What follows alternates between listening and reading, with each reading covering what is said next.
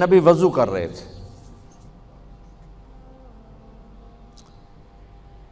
صحابہ نیچے سے پانی لے رہے تھے، زمین پر گرنے نہیں دے رہے تھے، کوئی ادھر لے رہا ہے، کوئی ادھر لے رہا ہے، آپس سے جو لڑائی بھی ہو رہی ہے، کوئی منہ تے مال رہا ہے، کوئی پی رہا ہے، کوئی ہتھاں تے، کوئی سینے تے۔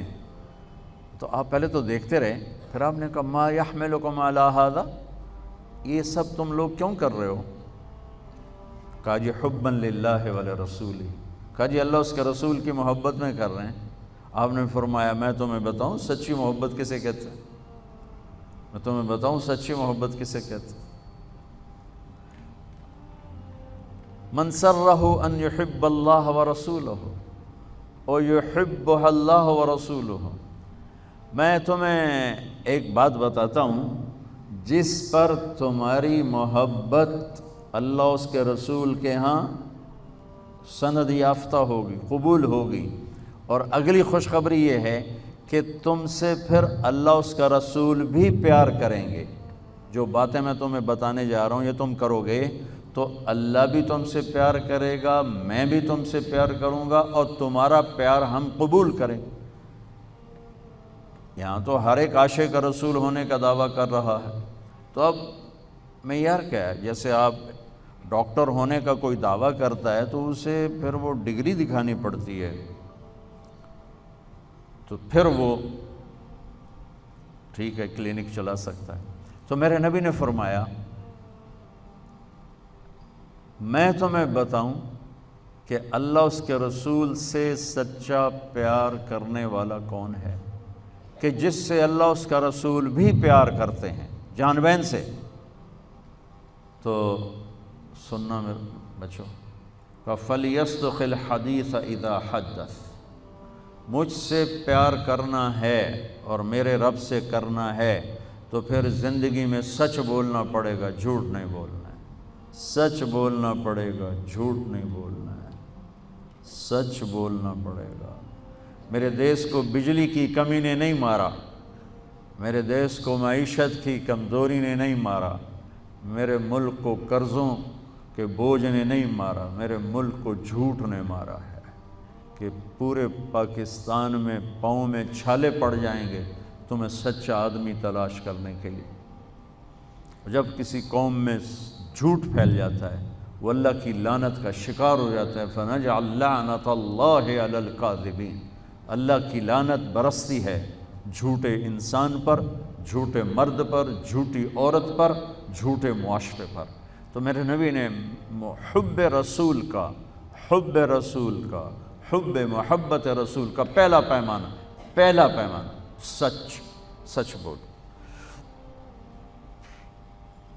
اس پر ایک اور حدیث یاد آئی، جب اللہ جنت میں اپنا دیدار کرائے گا نا، جنت کی سب سے بڑی نعمت ہے اللہ کی زیارت۔ جب اللہ تعالیٰ اپنی زیارت کروائے گا اور پردہ ہٹائے گا تو سب سے پہلے کیا الفاظ اللہ ارشاد فرمائے گا؟ مرحباً بالصادقین، میں اپنے سچے بندوں کو مرحبا کہتا ہوں۔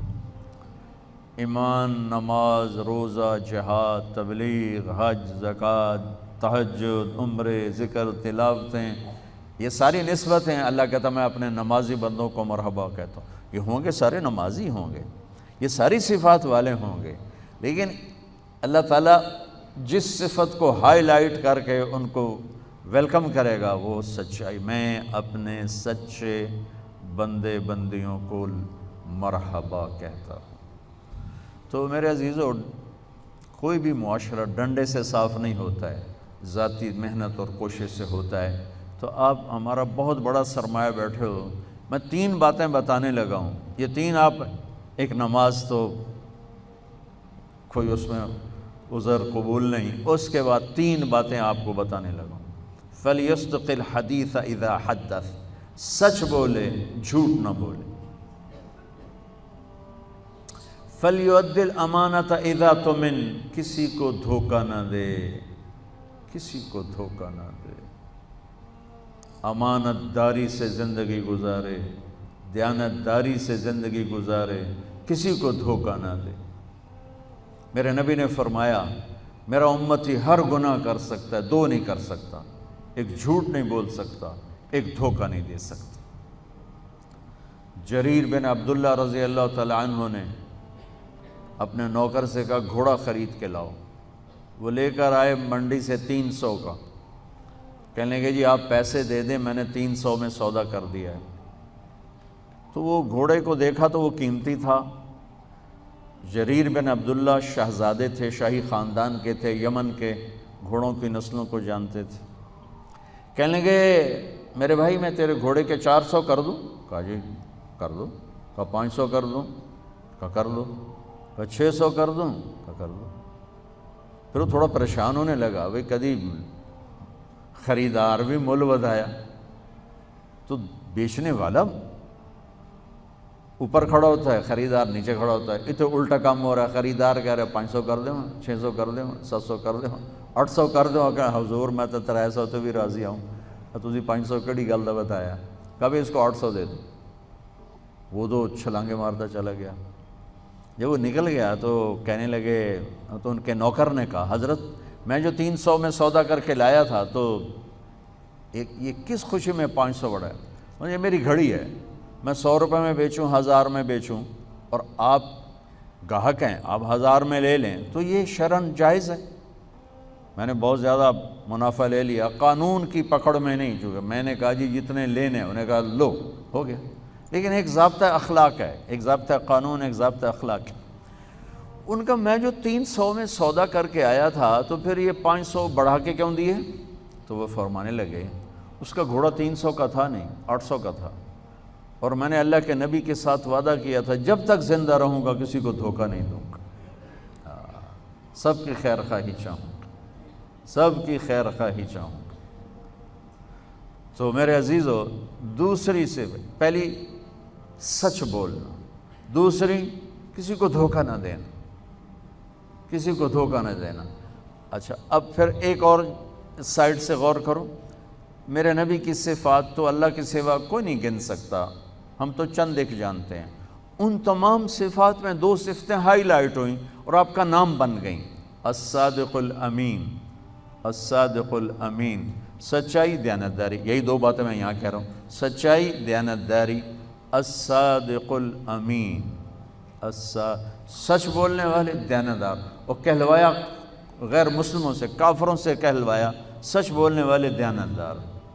اگر ہمارے دفتروں میں سچائی، دیانتداری آ جائے، ہمارے اداروں میں سچائی، دیانتداری آ جائے، ہمارے بازاروں میں سچائی، دیانتداری آ جائے، میں پوری دنیا پھر کے بتا رہا ہوں، اللہ کی قسم ہمارا ملک جنت کا ٹکڑا ہے۔ اسے کوئی سازشوں سے نہیں مارا، اسے ہم اپنوں نے مارا۔ تو ادھر ادھر کی نہ بات کر، یہ بتا کہ قافلہ کیوں لٹا، مجھے رہزنوں سے گلا نہیں، تیری رہبری کا سوال ہے۔